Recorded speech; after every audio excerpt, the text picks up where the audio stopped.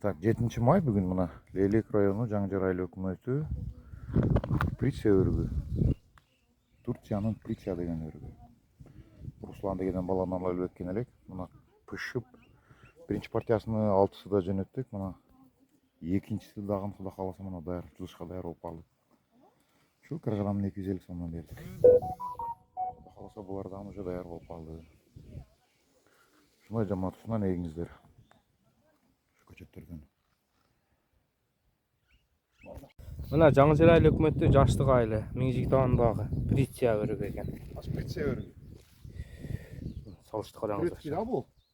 Тамыр өзү немеден алып келгенбиз. Ушуну Руслан деген баладан алып келгенбиз. Мына уже таяр болуп калыптыр бак жамаат. Мына даяр болуп калды. Жуп отурган болуп калды уже.